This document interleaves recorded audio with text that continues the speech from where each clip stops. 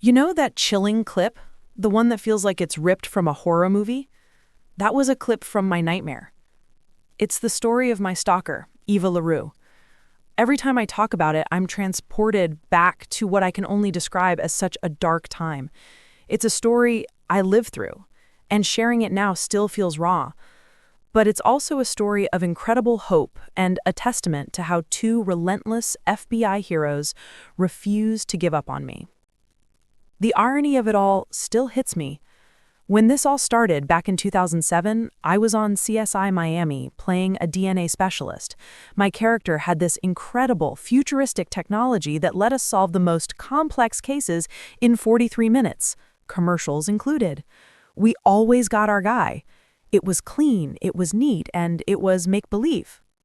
But in reality, we didn't have that technology for another 12 years. My real-life case took the FBI a dozen long years to solve. Why? Because the National DNA Database, CODIS, is an incredible tool, but it has a major limitation. You have to already be a convicted criminal to be in it. My stalker was a ghost. He wasn't in the system. So despite all the DNA evidence he left behind, and he left plenty, there was nowhere to run it. It was like having the perfect key, but no lock to put it in. We were stuck for years. Then a miracle happened. Actually, it wasn't a miracle. It was two brilliant FBI agents who refused to accept the impossible. Cut to 12 years later. These two agents had just cracked the Golden State Killer case, the longest-running cold case in California history, a case that had been open for 43 years. To solve it, they essentially invented a new science, forensic genealogy. They took the DNA from a crime scene, and instead of looking for a direct match in a criminal database, they used public genealogy websites like 23andMe and Ancestry.com to find the killer's relatives. It was like finding a needle in a haystack by first locating the haystack. But here's the thing. The rest of the FBI thought it was a fluke, a one-off, a lucky break. They told these agents, "You'll never do that again." And you know what those agents said? "Give us another case." They picked up my case next. And they solved it in 2 weeks. Not only did they finally give a name to the shadow that had haunted me for over a decade, but my case became precedent-setting. It was the first ever adjudicated case using forensic genealogy technology, proving this wasn't a fluke. It was the future of solving crime. But let's rewind. Let's go back to the beginning, to 2007 when the terror first started. He first contacted me after seeing me on a talk show. And in a twist that makes your skin crawl, he literally wrote in a letter, "Go on the show and talk about me." So the cruelest irony of it all is that by sharing my story now, in a way, we're doing what he asked. It's a devastating thought, but we're taking back the narrative. This is my story to tell now.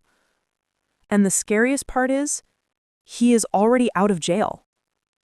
After all that, the years of fear, the psychological torment, the precedent-setting FBI work, he only got 3.5 years. He now has 3 years of probation. Let that sink in. He got 3.5 years. We got life. That's the real, lasting wound of stalking. The sentence has an end date, but the fear doesn't. It rewires your brain. You never get to go back to that innocent, peaceful place where you felt completely safe. You become hyper-vigilant, always looking over your shoulder, always aware of the shadows. The peace you once took for granted is gone. This is why we have to talk about this. This isn't just a celebrity story. It's a human story. Stalking laws in this country are a patchwork quilt, different in every single state. The first time I went to my local law enforcement, they were kind, but they didn't know how to help. They said, "Well, he didn't break in. He didn't touch you. There's nothing we can do yet." They didn't even refer me to the specialized stalking unit in Los Angeles because first responders are often not trained to recognize the gravity of the situation. They don't know the specific laws of their own state. This is a national crisis. There are 13.5 million people, men, women, and children, stalked every year in the United States. Celebrities represent a minuscule number of that number. For everyone else, the story is the same: feeling powerless, not being heard, and having very little recourse until it's too late. In my case, it only became a federal case because his threats became specific, threats to kill me, and they were sent across state lines, which brought in the FBI. Thank God it did. But no one should have to wait for a death threat to be taken seriously. There is hope and there is help. An incredible organization called SPARK, Stalking Prevention, Awareness, and Resource Center, is doing vital work. They don't do victim advocacy directly, but their website has an essential tool, a map where you can plug in your state and find out your specific stalking laws. They also connect you to victim advocacy groups in your area and train first responders so that the next person who walks into a police station feels seen, heard, and guided to the right resources. Sharing the story is painful. Reliving it is a nightmare. But if my 12-year ordeal can help change the conversation, if it can highlight the life-saving power of forensic genealogy, and if it can point even one person toward resources like Spark, then sharing this pain has a purpose.